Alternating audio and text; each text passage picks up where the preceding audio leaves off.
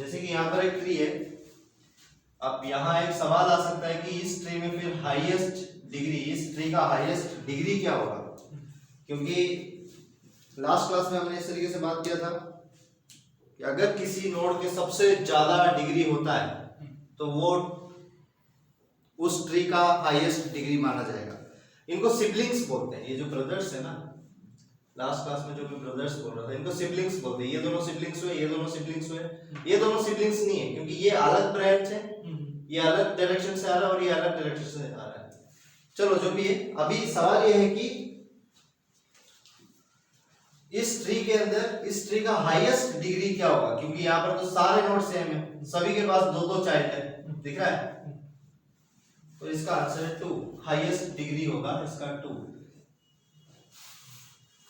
तो ऐसा हम नहीं देखेंगे कि ट्री के अंदर कोई पर्टिकुलर अलग से कोई नोड जिसमें सबसे ज्यादा डिग्री नहीं, मैक्सिमम डिग्री अगर सभी में 2 2 आ रहा है, कॉमनली सभी में 2 2 आ रहा है, तो भी हाईएस्ट डिग्री 2 ही कहलाता है, ट्री का हाईएस्ट डिग्री होगा 2।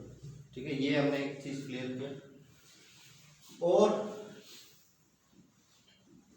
अभी हमारे पास यहाँ पर जो ट्री दिख रहा है, इसके हर एक नोड के पास, लीफ नोड को छोड़ के बाकी हर एक इंटरनल नोड और रूट नोड के पास दो दो चाइल्ड है। अगर ऐसा सिचुएशन हो तो इसको हम बोलते हैं बाइनरी ट्री, ऐसी ट्री को हम बोलते हैं बाइनरी ट्री।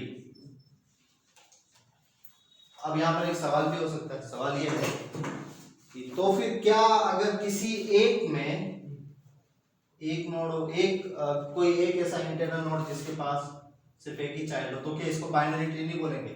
तो इसका फॉर्मूला समझो, बाइनरी ट्री हम उसको बोलेंगे जिसके पास चाइल्ड नोड, जिसके हर एक नोड के पास, लीफ नोड को छोड़ के हर एक नोड के पास रूट नोड और इंटरनल नोड्स को देखेंगे, हर एक नोड के पास उसके चाइल्ड छोटा या बराबर होना चाहिए 2 के। मतलब जैसे कि अगर कोई एक नोड है, उसका अगर कोई चाइल्ड नहीं है तो भी ये बाइनरी ट्री कहलाया जा सकता है। अगर उसके पास एक चाइल्ड है तो भी ये बाइनरी ट्री कहलाया जा सकता है, 2 चाइल्ड है तो भी ये बाइनरी ट्री कहलाया जा सकता है। लेकिन अगर इसका कोई तीसरा नोड आ गया तो फिर ये बाइनरी ट्री नहीं कहलाएगा। तो बाइनरी ट्री का कंडीशन क्या है? बाइनरी ट्री का कंडीशन है हर एक पर्टिकुलर नोड के पास जो इंटरनल और रूट नोड है, हम लीफ नोड की बात नहीं कर रहे हैं, लीफ नोड तभी होगा ना जब उसका चाइल्ड नहीं होगा। तो इंटरनल और रूट नोड, इनमें से हर एक नोड, ईच नोड की बात कर रहे हैं, उनका चाइल्ड 2 या 2 से कम होना चाहिए। ठीक है, अब जैसे ये वाला नोड है, इसके पास 0 चाइल्ड है क्योंकि ये लीफ नोड है, तो भी ये बाइनरी ट्री कहलाएगा, बाइनरी ट्री के अंदर ही कहलाएगा, कोई प्रॉब्लम नहीं है। ठीक है, नोट कर लेंगे।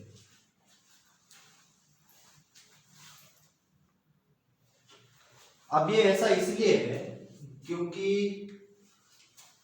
बाइनरी वर्ड का मतलब हम समझते हैं, बाइनरी वर्ड का मतलब होता है 2, और इस ट्री को हम बाइनरी ट्री इसलिए बोल रहे हैं क्योंकि इसकी हाईएस्ट नोड का जो पॉसिबिलिटी है वो 2 है। लेस देन और इक्वल टू का मतलब क्या हुआ? 2 से ज्यादा तो होना ही नहीं चाहिए। ठीक है, हाईएस्ट डिग्री का पॉसिबिलिटी यहाँ पर 2 है। तो ऐसा कोई भी ट्री जिसके अंदर उसके चाइल्ड में हाईएस्ट डिग्री ऑफ नोड या हाईएस्ट डिग्री अगर हमको 2 मिलता है तो उसको हम बोलेंगे बाइनरी ट्री। ठीक है, अब हमारे पास बाइनरी ट्री के अंदर और भी टाइप्स है, उन टाइप्स को भी देखना है। तो कुछ टाइप्स में अभी आपको लिख देता हूं। जैसे कि हमारे पास एक टाइप आता है फुल बाइनरी ट्री, किसको बोलते हैं?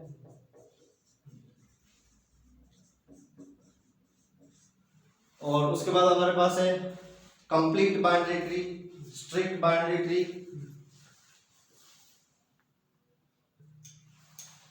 तो हमारे पास ये सारे टाइप्स है। अब जैसे यहाँ पर ये जो ट्री दिख रहा है ना, कल हमने बात किया था, लास्ट क्लास में हमने देखा था कि इनको हम लेवल्स बोलते हैं। ये लेवल 1, ये लेवल 2 है ना, ये सिबलिंग्स दोनों, ये लेवल 2 में, ये लेवल 3, ये लेवल 4।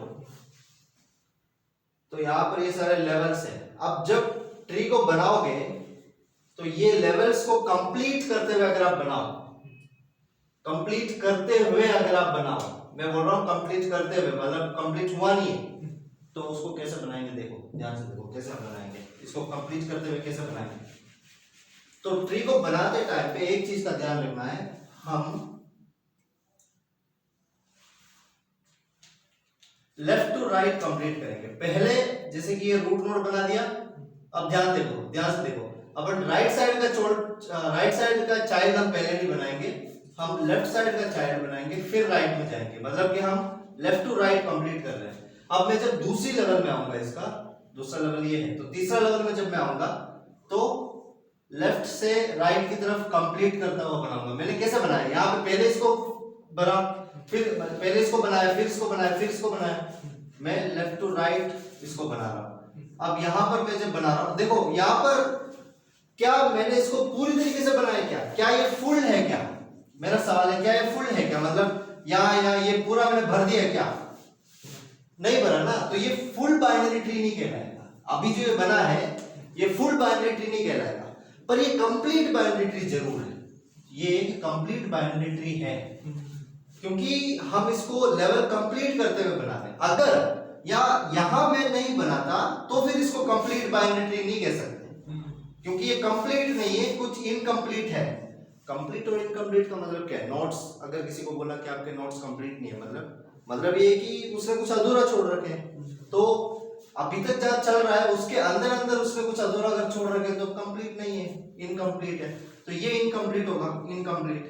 लेकिन यहां अगर नोड है तो यहां तक तो फिलहाल कंप्लीट है, पर ये फुल नहीं है। फुल होने के लिए सारे लेवल भरने जरूरी है, ठीक है।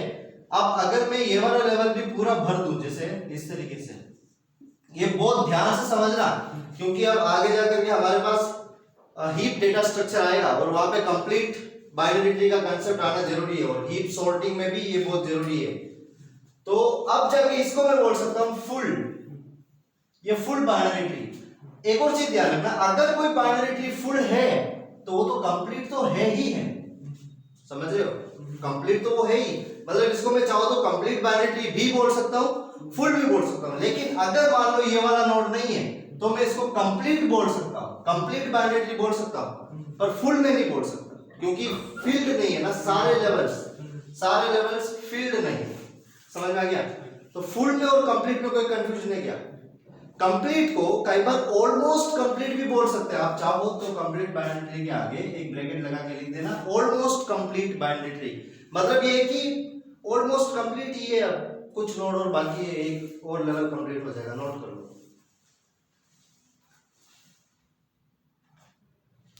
अब मान लो एक सिचुएशन जहां पे हमारे पास ये वाला जो नोड है, यहां लेफ्ट में हमने फिल नहीं करा, मैंने रूल क्या बताया था, लेफ्ट में पहले फिल होना चाहिए फिर राइट में, या पहले लेफ्ट में फिल नहीं करा राइट में फिल कर दिया, ये ना तो फुल बाइनरी ट्री कहलाएगा और ना कंप्लीट बाइनरी ट्री कहलाएगा।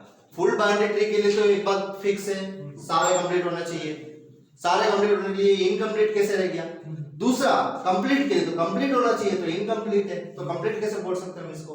समझ में आ गया? कहने का मतलब फिल करते समय जब भी आप कोई नोड बनाओ वो लेफ्ट से शुरू होना चाहिए, पहले लेफ्ट में बनेगा फिर ही राइट में बनेगा, तो ये ना तो फुल बाइनरी ट्री में आएगा ना कंप्लीट बाइनरी ट्री में आएगा। इसके बाद हमारे पास है स्ट्रिक्ट बाइनरी ट्री, ठीक है। स्ट्रिक्ट बाइनरी ट्री का मतलब क्या है, सुनो ध्यान से। स्ट्रिक्ट बाइनरी ट्री में बता रहा हूं, उसका फॉर्मूला क्या है, child should be equals to 0 और शुड बी इक्वल्स टू 2। सुनो, यहां पर मैंने जो लिखा है इसको कई बार मैंने देखा है, कई बार स्टूडेंट्स बोलते हैं इसको डबल इक्वल्स टू या फिर इक्वल्स इक्वल्स, ये इक्वल्स नहीं, प्रोग्रामिंग के अंदर इसको हम इक्वल बोलते हैं। जो मैथमेटिक्स के अंदर इक्वल होता है ना, LHS is equals to RHS, वो इक्वल्स प्रोग्रामिंग के अंदर हम इस तरीके से लिखते हैं। अगर आपने प्रोग्रामिंग के अंदर ये वाला सिंबल लिख दिया तो इसको हम इक्वल्स पढ़ते ही नहीं है, ये इक्वल्स नहीं है, ये असाइंस है, सही लिख रहा हूं, ये असाइंस है, ये जो सिंबल है ये असाइंस है। असाइंस का मतलब सौंपना, जैसे कि आपने लिख दिया a असाइन 12, इसका मतलब अलग है, a नाम का हमारे पास कोई वेरिएबल है और उसका वैल्यू 12 है, तो ये इसको a इक्वल्स 12 मत पढ़ना, प्रोग्रामिंग के हिसाब से उस कॉन्टेक्स्ट में मैं बता रहा हूं, इसलिए सिंबल भी मैं यहाँ पर इक्वल्स के लिए दिया लगा दूं। चलो, क्या स्ट्रिक्ट बाइनरी ट्री का क्या मतलब है, अगर चाइल्ड है तो 2 होने चाहिए, एक नहीं चलेगा, नहीं तो फिर नहीं होना चाहिए, 0, मतलब या तो वो लीफ नोड होगा और अगर उसके पास चाइल्ड होगा तो 2 होने चाहिए। तो उसका डायग्राम कैसे बनेगा? क्या ये स्ट्रिक्ट बाइनरी ट्री है क्या? नहीं है, क्योंकि देखो बाकी सब में 2 2 चाइल्ड है। जैसे इसके पास 2 चाइल्ड है, इसके पास भी 2 चाइल्ड है, इसके पास भी 2 चाइल्ड है, इसके पास 2 चाइल्ड, इसके पास 2, इसके पास 2। यहाँ गड़बड़ हो गया ना। अब इसके पास मान लो 2 नहीं है पर 0 तो है, तो ये स्ट्रिक्ट के कॉन्टेक्स्ट में इसको छोड़ के अगर देखेंगे तो ये तो स्ट्रिक्ट है, ये स्ट्रिक्ट बाइनरी ट्री है। स्ट्रिक्ट नाम से समझो, स्ट्रिक्ट मतलब इस रूल के लिए वो स्ट्रिक्ट है। अगर चाइल्ड हो तो 2 होना कंपलसरी है, नहीं तो फिर नहीं होना चाहिए। ये स्ट्रिक्ट बाइनरी ट्री। अब स्ट्रिक्ट बाइनरी ट्री को अगर मुझे बनाना है और तरीके से तो कैसे और बना सकते हैं? मान लो मैंने ये वाला एक डायग्राम ले लिया, ये भी एक स्ट्रिक्ट बाइनरी ट्री है। मेरे ख्याल से समझ में आई गया, ये एक स्ट्रिक्ट बाइनरी ट्री है, क्योंकि अगर चाइल्ड है तो 2, नहीं तो नहीं। ये है स्ट्रिक्ट बाइनरी ट्री। अब आगे हमें देखना है extended binary tree. Extended binary tree बहुत आसान है अगर आप उस टर्म्स को थोड़ा ध्यान से देखोगे तो। देखो जैसे कि अपने को अगर कोई इलेक्ट्रॉनिक आइटम चलाना है, कोई भी इलेक्ट्रॉनिक आइटम या इलेक्ट्रिकल आइटम, तो हमें चाहिए सॉकेट। कई बार क्या होता है सॉकेट दूर पड़ जाता है तो हम एक एक्सटेंशन बॉक्स लाते हैं। वो एक्सटेंशन बॉक्स का काम इतना होता है कि सॉकेट से हमें जहां पर भी वो अप्लाई करना है वहां तक वो मिल जाए। वैसे ही एक्सटेंडेड बाइनरी ट्री में ऑलरेडी आपको एक बाइनरी ट्री गिवन है। ये टेम्पलेट बाइनरी ट्री है। टेम्पलेट मतलब आपको एक बाइनरी ट्री मिलेगा और वो इस तरीके से मिलेगा। पर आपने देखा कि यार जो बाइनरी ट्री मुझे मिल रहा है उससे मेरा काम हो नहीं सकता, क्योंकि मेरे पास डेटा थोड़ा सा ज्यादा है। ठीक है, अब ये डेटा किस तरीके से हम इसके अंदर भरते हुए बताऊंगा, पर फिलहाल तो स्ट्रक्चर को समझते हैं। तो मेरे पास अभी डेटा थोड़ा ज्यादा है। मान लो अभी यहाँ पर कितना जगह है, ये एक नोड है तो इसके अंदर एक डेटा आ सकता है, इसके अंदर एक डेटा आ सकता है। इस तरीके से 1 2 3 4 5 6 7 8 9 9 हमारे पास 9 स्पेस है, 9 जगह है, लेकिन मेरे पास 12 डेटा है। ऐसे में मैं क्या करूंगा, इस ट्री में ही मैं थोड़ा सा और जगह या मैं कुछ और नोड मेरी तरफ से ऐड करूंगा। अभी तक ऐसा मान लो ये सारे तो पहले से बने बने मेरे को मिल रहा है, लेकिन अब मैं क्या कर रहा हूं, मेरा रिक्वायरमेंट इससे कंप्लीट नहीं हो रहा है, इसलिए मैं कुछ नोड और ऐड कर रहा हूं। तो मेरे को 3 नोड और चाहिए। 9 तो यहां पर है, 12 मेरे पास डेटा है, 3 नोड और चाहिए। तो मान लो मैंने एक नोड यहां ऐड कर दिया, एक नोड यहां ऐड कर दिया और एक नोड यहां ऐड कर दिया। ठीक है, अब मैं ये नहीं बोल रहा हूं ये फुल बाइनरी ट्री है क्या, तो नहीं है। कंप्लीट बाइनरी ट्री है क्या, नहीं है। स्ट्रिक्ट है क्या, नहीं है। मैं एक्सटेंडेड बता रहा हूं। तो मैंने मैन्युअली ऐड किया ना, ये तो टेम्पलेट में तो ये नहीं मिला था ना। तो मैंने जब ये ऐड करा तो इसको हम बोलेंगे एक्सटेंडेड, क्योंकि मैंने एक्सटेंड करा मेरे काम के, मेरे पर्पस के अकॉर्डिंग। इसको हम बोलेंगे एक्सटेंडेड बाइनरी ट्री। नोट कर लो। अब इसको इस तरीके से मत समझना, इस तरीके से मत समझना कि अगर एक्सटेंडेड है तो वो स्ट्रिक्ट, कंप्लीट और बाइनरी नहीं हो सकती है, ऐसा मत समझना। देखो मान लो मेरे को एक्सटेंड ही करना है, तो मैं कुछ और नोड के साथ इसको एक्सटेंड कर देता हूं। यहाँ पर भी मैंने 2 नोड, मेरा एक्सटेंडेड नोड लगा दिया, ये भी एक एक्सटेंडेड नोड है, ये भी एक एक्सटेंडेड नोड है, और यहाँ पर मैंने कुछ यहाँ से शुरू कर दिया। ये कंप्लीट बाइनरी ट्री है और ये एक्सटेंडेड भी है, क्योंकि कुछ नोड मैंने एक्सटेंड करे हैं, तो ये एक्सटेंडेड भी कहलाएगा और ये कंप्लीट बाइनरी ट्री भी कहलाएगा। पर ये फुल बाइनरी ट्री नहीं होगा और स्ट्रिक्ट भी नहीं होगा, क्योंकि यहाँ पर एक ही नोड है। मान लो यहाँ एक और नोड आ जाता, फिर तो ये कंप्लीट भी है, एक्सटेंडेड भी है, स्ट्रिक्ट भी है। तो ऐसा नहीं है कभी भी कि अगर कोई फुल बाइनरी ट्री है तो फिर कुछ हो ही नहीं सकता, या जैसे अगर वो स्ट्रिक्ट बाइनरी ट्री है तो फिर वो फुल बाइनरी ट्री नहीं हो सकता, वो एक्सटेंडेड नहीं हो सकता, ऐसा नहीं है।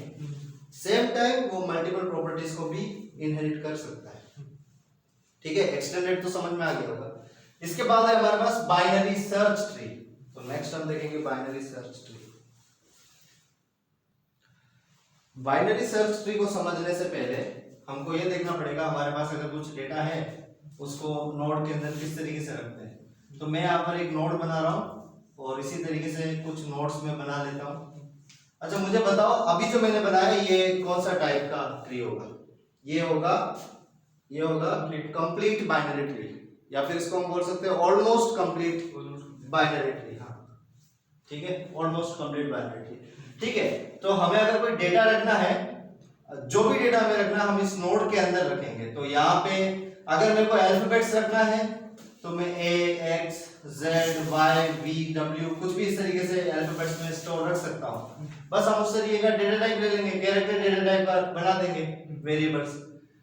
ठीक है, तो अब जैसे ये नोड है ना, इस नोड के अंदर ऐसा नहीं है कि सिर्फ एक ही वेरिएबल है या ये खुद वेरिएबल है। नोड खुद कोई वेरिएबल नहीं है, ये नोड है, ये खुद कोई वेरिएबल नहीं है। इसके अंदर हम वेरिएबल्स बना सकते हैं। तो ये नोड एक तरीके से ऑब्जेक्ट है, इसके अंदर हम जितना वेरिएबल बनाना चाहे हम ग्रुपिंग करके स्ट्रक्चर की मदद से बना सकते हैं। तो ये स्ट्रक्चर की मदद से एक नोड बनेगा, उसके अंदर हमें जितनी जरूरी होगी उतनी वेरिएबल्स हम बना देंगे। तो अभी सिर्फ इतना ध्यान रखो, ये एक नोड है तो इसके अंदर एक वेरिएबल होगा, इससे ज्यादा भी हो सकते हैं। एक वेरिएबल होगा जो डेटा रखेगा। इस वेरिएबल का नाम मैं लिख देता हूं डेटा। एक थोड़ा सा क्लियर इसको बना देता हूं।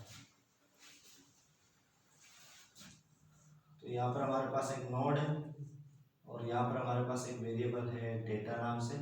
उसके अंदर मैंने डेटा रख दिया 12। अभी इंटीजर टाइप का कोई वेरिएबल होगा, यहाँ पर भी हमारे पास कोई वेरिएबल होगा, वो भी सेम नाम तो सेम होगा डेटा। यहाँ पर भी हमारे पास वेरिएबल होगा, नाम उसका होगा डेटा।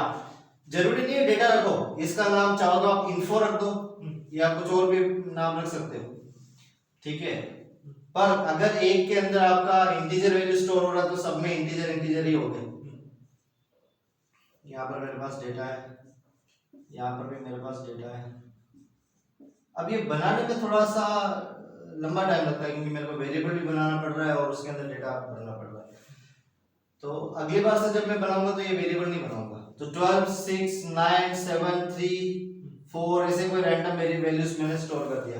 देखो, तो इस तरीके से हमारा ट्री होता है। ट्री के अंदर नोड, और हर एक नोड के अंदर मल्टीपल वेरिएबल्स आ सकते हैं, है ना। मैं ये नहीं बोल रहा यहाँ पर एक ही वेरिएबल है, डॉट डॉट लगा देता हूँ, और भी कई वेरिएबल्स यहाँ पर होंगे। ठीक है, तो पर मैं एक वेरिएबल को उनमें से प्रोजेक्ट कर रहा हूँ और उसका नाम है डेटा। उसके अंदर इस तरीके से वैल्यूज स्टोर हो सकते हैं। अगर आपको इंटीजर वैल्यू स्टोर करना है तो सी लैंग्वेज के अंदर int इंट डेटा टाइप है, फ्लोट रखना है तो फ्लोट रख सकते हो। इस तरीके से हमारे पास सी के अंदर तो use system defined 6 data types है, उनमें से जो भी उसमें रहना रह सकते हो। नहीं तो फिर हमें स्ट्रक्चर में जाना पड़ेगा और यूजर डिफाइंड डेटा टाइप बना करके हम स्टोर करा देंगे। ठीक है, अब हम आते हैं बाइनरी सर्च ट्री के अंदर। तो ये बाइनरी सर्च ट्री बिल्कुल नहीं है, जस्ट मैंने ये बताया है कि किस तरीके से ट्री के अंदर डेटा स्टोर किया जाता है। ये बाइनरी सर्च ट्री नहीं है। अब हम चलते हैं बाइनरी सर्च ट्री के अंदर। मान लो आपको कोई एरे गिवन है, यहाँ पर एक एरे गिवन है और उस एरे के अंदर रैंडमली कुछ वैल्यूज हैं। फॉर एग्जांपल यहाँ 6, 3, 4, 9, -2, 0, 1 इस तरीके से कोई वैल्यू है। अब इस एरे के अंदर आपको बोला गया है कि इसका बाइनरी सर्च ट्री बनाओ। तो बाइनरी सर्च ट्री का एक कंडीशन समझो, ये एक पेरेंट नोड है, ये उसका लेफ्ट चाइल्ड है और ये इसका राइट चाइल्ड है। एक बात का ध्यान रखना है, पेरेंट नोड में जो भी वैल्यू होगा उससे छोटी वैल्यू ही लेफ्ट साइड में आना चाहिए। मतलब वो जो x का वैल्यू जो भी होगा उससे छोटी वैल्यू या बराबर भी आ सकता है, और राइट साइड में उसी तरह वो जो x वैल्यू होगा उससे बड़ी वैल्यू आनी चाहिए। ठीक है, इसको हम बोलते हैं बाइनरी सर्च ट्री।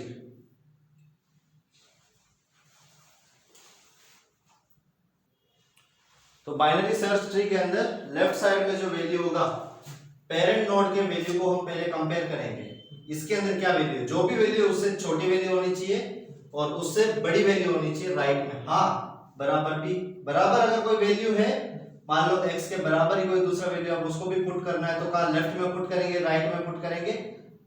आप कोई भी एक साइड चूज कर सकते हो कि बराबर और छोटे इस साइड में या बराबर और बड़े उस साइड में। अगर आप इक्वल वाले वैल्यूज को एक बार लेफ्ट साइड में ले रहे हो तो फिर हमेशा लेफ्ट साइड में लो, कि ताकि हमारे एल्गोरिथम के लिए आसान रहे, उसको फिर फ्लक्चुएट नहीं होना पड़े इधर उधर का। ठीक है, अभी जो हमारा टॉपिक आ रहा है वो है insertion in binary search tree.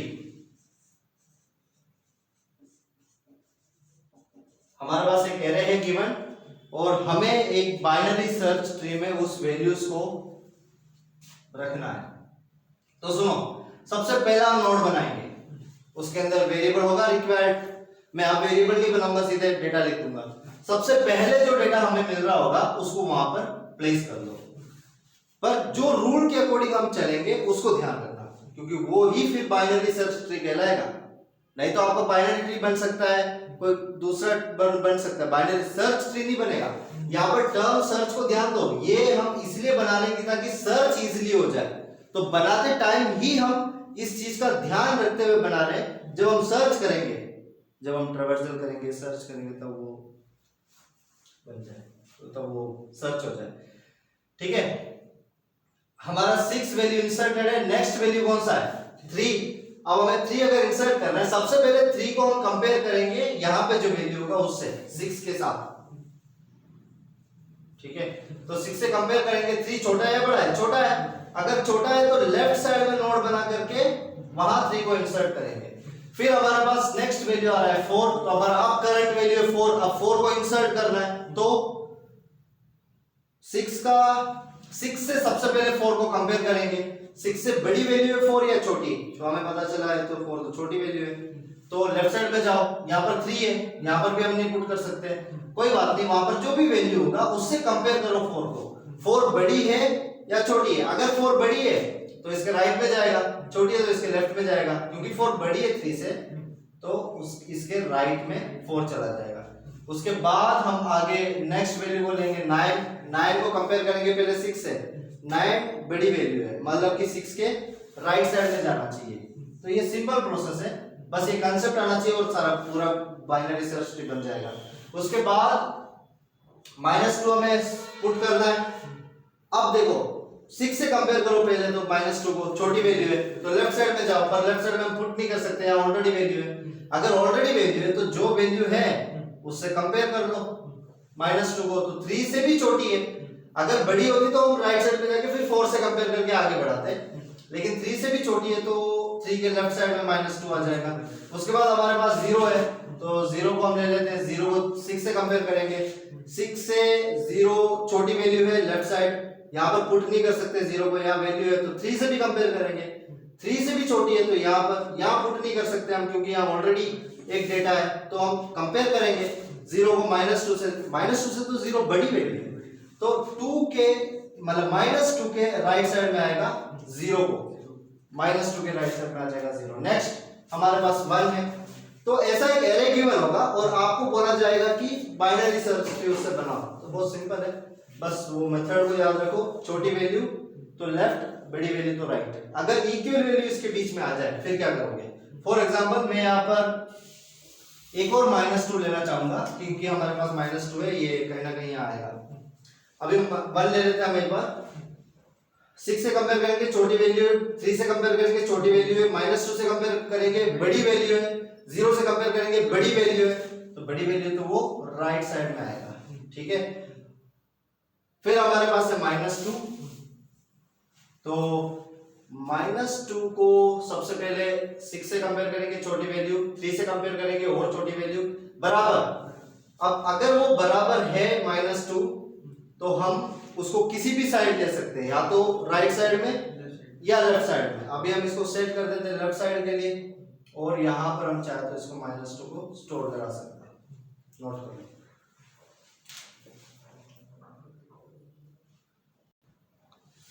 यहां पर एक और मेजर डाउट आ सकता है, और वो इस तरीके से है। अभी तो यहाँ 0 था तो मैंने -2 को यहाँ लेफ्ट साइड में पुट कर दिया। अगर हमने पहले से ये डिसाइड किया होता कि बराबर और बड़ी वैल्यू सारे राइट साइड में हम पुट करेंगे, तो यहाँ 0 है, फिर -2 यहाँ कैसे पुट होगा? चलो वो भी देखते हैं। तो हमारे पास -2 यहाँ पर है।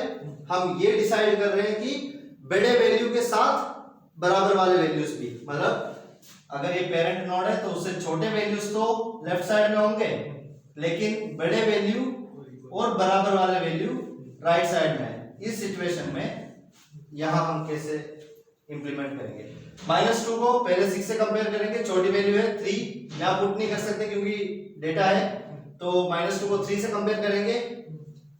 माइनस लेफ्ट साइड में जाना पड़ेगा, लेफ्ट साइड में जाएंगे ना, छोटी वैल्यू है -2 को -2 से कंपेयर करेंगे।